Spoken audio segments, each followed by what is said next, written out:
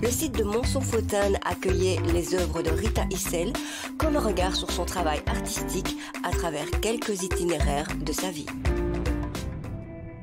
L'idée est venue en me parlant avec un ami, en visitant l'atelier de Rita, donc quelques semaines après son décès. Donc elle est morte début décembre 2019. Et l'ami m'a dit, mais il y a tellement de belles choses, il faut les montrer.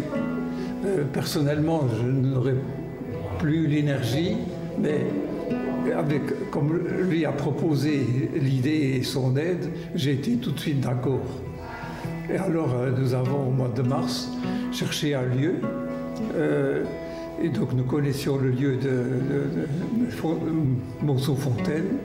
Donc, nous sommes venus ici voir le gestionnaire du lieu et les salles. Et tout de suite, nous étions enchantés par les salles que nous pouvions avoir. Et donc, nous avons choisi la date. Il n'y avait plus beaucoup de disponibilité calendrier, mais donc c'était juin ou juillet, ou bien très tard dans l'automne. Donc nous avons choisi juillet, le mois de juillet, puis est venue l'épidémie, donc l'incertitude. Et puis il y a 4 semaines, nous avons confirmé, allez, on l'a fait. Rita a été 20 ans, donc elle est infirmière de profession et elle a dès le début désiré partir soit en Amérique latine ou en Afrique. Et ça s'est présenté, elle est partie avec un organisme suisse au départ, des projets de médecine de base au Cameroun.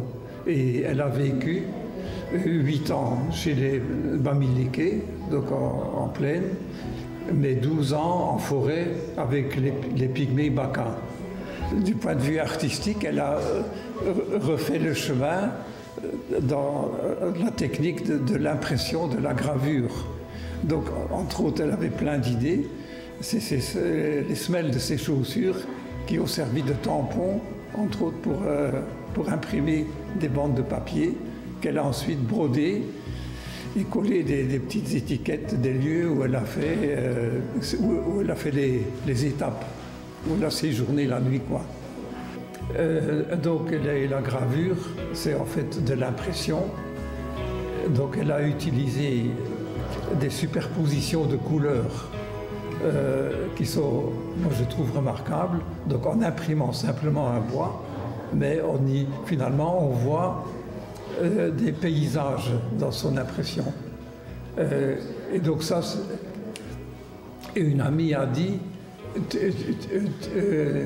tu es la forêt.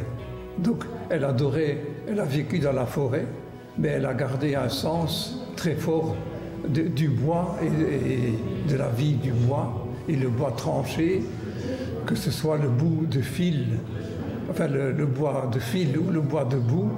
Elle a joué avec ça. Donc elle s'amusait avec les couleurs, le bois et le papier. Et j'ai trouvé un petit carnet qu'elle a laissé, un tout petit carnet avec quelques reproductions de tableaux où elle expliquait elle-même le but de sa peinture. Donc c'est la naissance de la lumière, de la couleur et du monde. Voilà.